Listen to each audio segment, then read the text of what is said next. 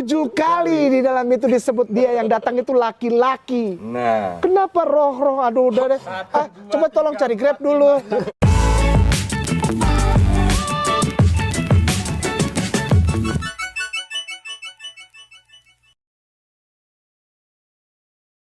Shalom saudaraku, salam damai sejahtera di dalam kasih Kristus. Berjumpa lagi dengan saya, Didi Juli. Kita akan belajar berapologetika bersama-sama di channel ini. Dalam kesempatan kali ini, saya mau membahas mengenai Parakletos yang dibahas oleh beberapa ustadz Kainama dan kawan-kawan. Tapi ketambahan peserta satu lagi, yaitu Adam Al-Fatih atau siapa namanya. Ya pokoknya itulah ya. Nah, lucunya mereka masih memaksakan bahwa Parakletos itu adalah Muhammad. Nah, lebih lucunya lagi setelah mereka melihat dalam berbagai terjemahan bahasa aslinya, kemudian bahasa Inggris, menyimpulkan bahwa dia yang diutus itu adalah seorang laki-laki. Mari sebelumnya kita melihat video berikut ini. Baik. anak-anakku, hal-hal ini kutuliskan kepadamu, supaya kamu jangan berbuat dosa. Namun jika seorang berbuat dosa, kita mempunyai seorang Penolong yang lain, perantara. pada Bapa, Bapa. yaitu Yesus Kristus yang adil. Iya. Ya, ada kata-kata. Berarti Yesus juga apa? Pengantara. Antara manusia Jadi, dengan Allah. Parakletos itu artinya, tadi kan Ustadz juga sebut, ada penghibur, ada pengantara. Ada Dalam bahasa Inggrisnya mungkin ada advocate. Iya. Betul? Advocate. Nah, jadi kalau ada Yesus juga sebagai seorang pengantara, ini ada another comforter yang datang. Berarti ada pengantara yang lain Antara manusia dengan Allah. yang jenisnya sama, Yang sama-sama bukan Yesus, sama-sama manusia. sama-sama manusia. Itu loh poin yang kedua ya. Oke, sekarang yang kedua itu, kemudian tadi kan kita sudah nanya nih, Iya. comforter itu manusia atau roh gitu kan? Iya. Iya. Sekarang gampangnya nih, ini gampangnya. Ini kita pelajaran bahasa Inggris zaman bahla lah. Tadi Ustaz kan bacain Yohanes 16 ayat 12 sampai 13 kan. Nah, I I have yet many things to say unto you, but ye cannot bear them now. ye cannot bear them now. Sekarang yang ayat 13 tolong perhatiin nih. Iya. Howbeit when he, satu, the spirit of truth is come, he will guide you into all truth. For he shall not speak of himself, but whatsoever he shall hear, that shall he speak, and he will show you things to come. 7 kali di dalam itu disebut dia yang datang itu laki-laki. Nah, Kenapa roh-roh? Aduh, udah deh. Coba tolong cari Grab dulu. Biar nyambung, cari Grab dulu. Orang-orang Ambon biasa gitu kalau kita nanya. aduh Nyong cari Grab dulu. Kenapa nggak nyambung? Cari Grab dulu. Artinya makanya saya nanya, 7 Ya. kali disebut ya. kalau perspektifnya Kristen, comforter itu Roh Kudus, kenapa pakai he gitu loh? Iya. Emang Roh Kudus laki-laki? Bukan, dia natur. Kalau bahasa aslinya pneuma hogion itu natur. Dia tidak ada kelamin, tidak ada gender. Bagaimana? Apakah Bapak Ibu melihat sesuatu yang aneh, mungkin kejanggalan atau kelucuan gitu dari diskusi mereka berempat, kok bertiga, karena biasanya bertiga, berempat. Nah, yang lucu bagi saya adalah setelah mereka tadi itu melihat terjemahan dalam bahasa aslinya, kemudian mengeksegesinya, tapi jatuh pada kesimpulannya adalah pada terjemahan bahasa Inggris, di mana dalam bahasa Inggris kata ganti untuk Roh Kudus memakai kata he, dan kata he ini adalah untuk laki-laki. Jadi jelas menurut mereka yang dimaksud dengan roh kebenaran di sini adalah untuk Muhammad, karena Muhammad adalah laki-laki. Masa iya Roh Kudus gendernya laki-laki, kata dia. Ya jelas aja wong Anda ini lihatnya di dalam terjemahan bahasa Inggris. Karena bahasa Inggris itu hanya punya 2 gender, yang satu laki-laki, satu perempuan. He dan she. Jadi itu ya. Nah, coba dilihat gender dalam bahasa aslinya. Kalau kita melihat gender dalam bahasa aslinya, kata neuma itu gendernya adalah neuter. Neuter itu berarti bukan laki-laki dan bukan perempuan. Jelas gendernya Roh Kudus bukan laki-laki dan bukan perempuan, tapi neuter. Nah, inilah uniknya bahasa Yunani. Bahasa Yunani itu punya 3 gender, yaitu feminin, maskulin, dan juga neuter. Nah, Roh Kudus itu neuter itu ya. Jadi seperti itu. Nah, pertanyaan jika ini dibalik untuk Muhammad, apakah Muhammad tidak bergender, tidak berjenis kelamin? Bukankah dia laki-laki? Ya. Ayo, bagaimana ini? Jadi gimana ya?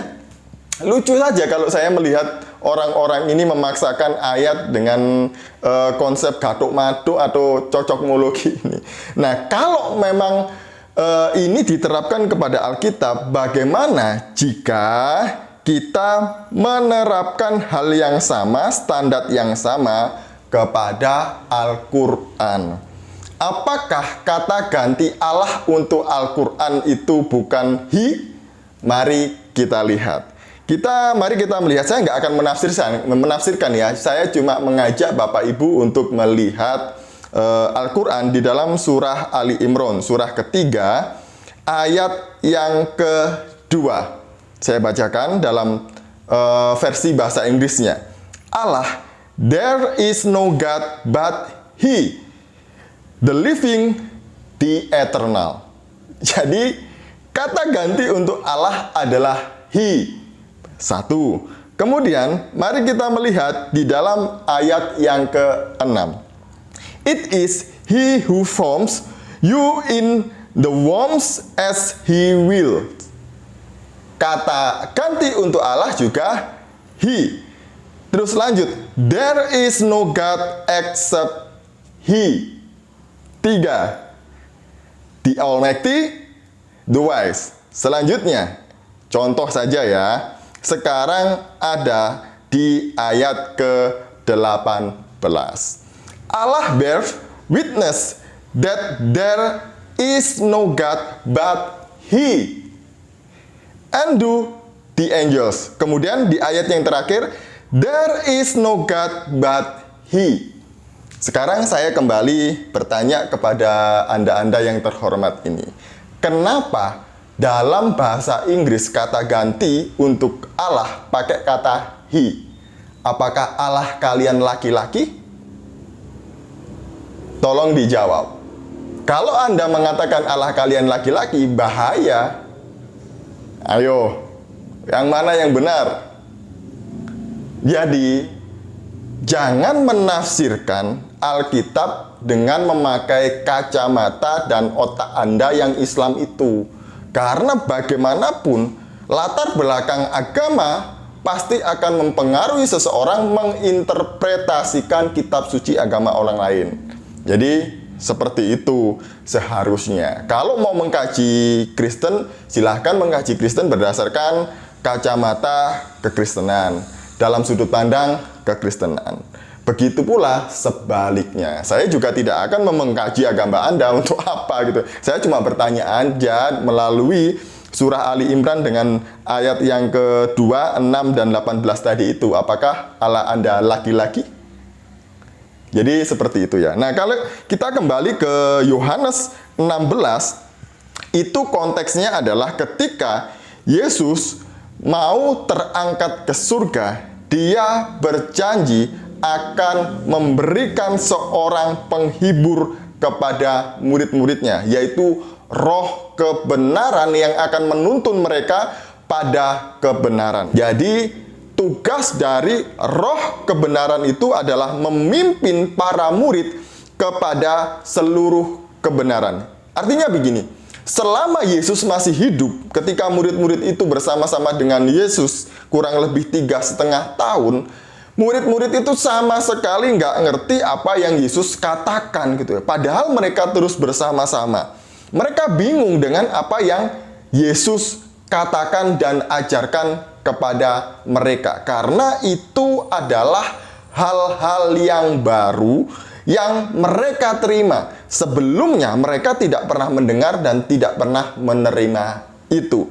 Nah, tugas yang memberikan pengertian itu adalah Roh kebenaran. Jadi kita bisa melihat ayat ini selanjutnya kemudian di dalam Kisah Para Rasul. Setelah Yesus naik ke surga, kemudian Roh Kudus datang, kan dalam peristiwa Pentakosta itu kepada para murid, maka mereka mengerti apa yang mereka terima selama ini dari gurunya. Dan setelah itu mereka mau mati-matian, bahkan mereka juga mau martir demi apa yang telah mereka lihat, mereka dengar, dan mereka raba. Jadi ini yang dimaksud dengan roh kebenaran. Dan roh kebenaran ini jugalah yang memimpin kita semua orang percaya kepada kebenaran yang sejati itu. Jadi ini maksud dari ayat ini. Ayat ini berbicara tentang Roh Kudus, tidak berbicara tentang Muhammad. Tidak ada Muhammad tertulis dalam Injil ataupun dalam kitab-kitab yang lain. Jadi jangan dipaksakan. Anda hanya menertawakan Nabi dan Allah Anda kalau Anda menertawakan kitab suci kami. Jadi demikian dari saya, semoga ini dapat dipahami dan dimengerti. Shalom, salam waras, Tuhan Yesus memberkati.